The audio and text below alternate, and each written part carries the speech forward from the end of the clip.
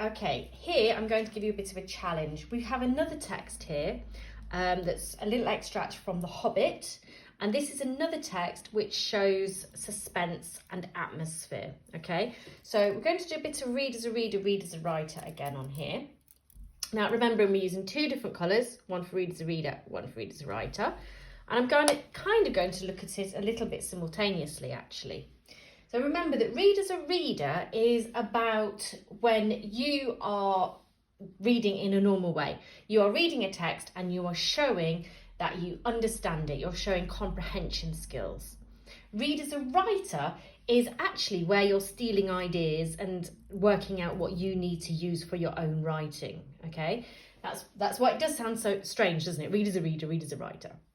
So read as a reader, showing our comprehension. Read as a writer, stealing ideas for our own, basically. Okay, so if we have a look at this, we have the tunnel seemed to have no end.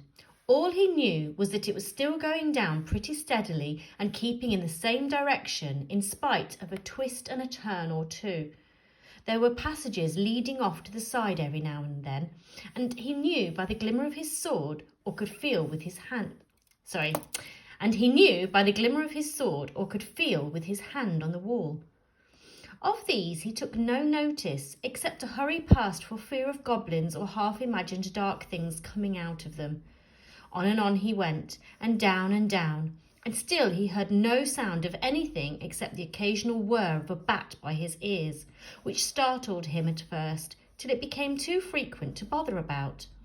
I do not know how long he kept on like this, hating to go on, not daring to stop, on, until he was tireder than tired. It seemed like all the way to tomorrow, and over it to the days beyond. Suddenly, without any warning, he trotted splash into water. Ugh, it was icy cold. That pulled him up sharp and short. He did not know whether it was just a pool in the path, or the edge of an underground stream that crossed the passage, or the brink of a deep, dark subterranean lake. The sword was hardly shining at all. He stopped, and he could hear, when he listened hard, drops drip, drip, dripping from an unseen roof into the water below, but there seemed no other sort of sound.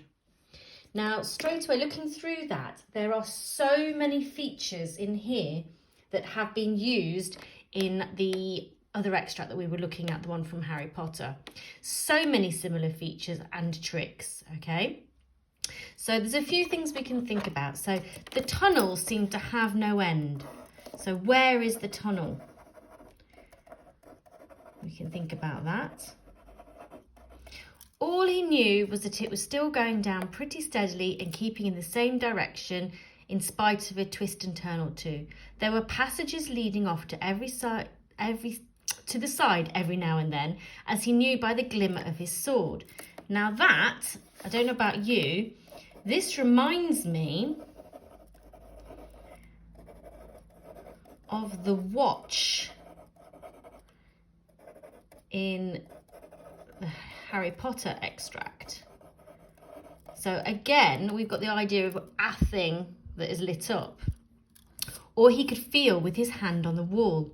Of these he took no notice, except to hurry past for fear of goblins or half-imagined dark things coming out of them. So if I think about this, what senses are being used? They're not really talking about sight at all. Okay, so I can actually draw the sight one, and in no way, there's only the glimmer of the sword. There's nothing else. So actually, the sense that we're getting in here, we have hearing and we have touch.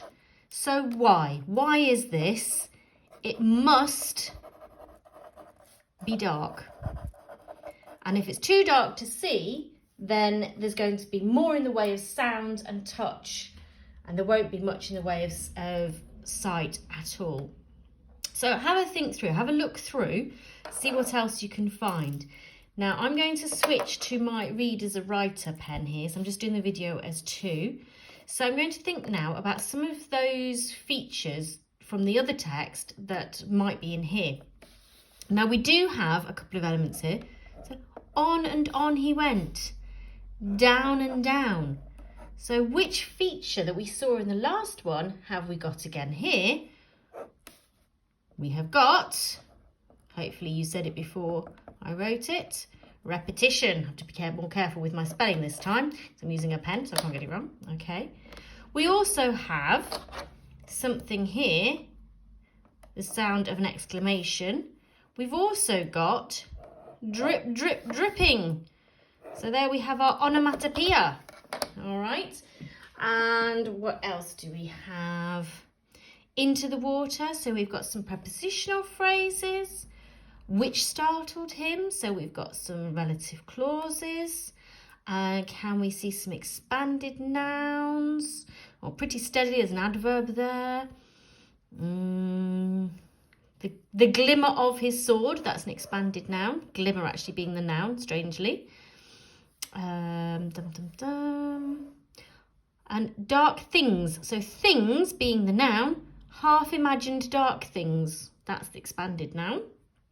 So have a look for those things.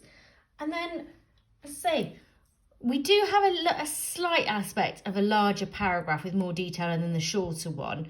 However, it's not clear-cut. It's not as much as it was with the other extract. It's not quite as clear that it has got shorter, because a lot of we do have a few. So here we have got a couple of short sentences where he's obviously particularly worried. It was icy cold. That pulled him up sharp and short. So there we've also got body language to show that he's quite shocked and worried. And they are short sentences for tension as well, for that fear factor. So we have aspects like that. So have a look and see what you can find in this text. So I haven't stuck to just the beginning this time. I've given you a few ideas round and about. But remember, when we're reading as if we are showing we understand, one colour, read as a reader. When we are reading for, what can we steal? What ideas can we use? It's the other colour. Also, having a think about if there's any words or phrases that would be really good to use in your own story. See, a glimmering sword, probably not much use, because you wouldn't be using that in your story necessarily. But the word glimmer might be. Okay, so because we could have taken that into the glimmer of the watch face. So have a look at what would be useful to steal, basically. We call that magpieing, but it is stealing. The only difference is that magpie only takes little things from here and there. A magpie does not take everything and then just copy it out and change 2 words and make it their own. All right. So make sure that you're taking bits that you think particularly could work.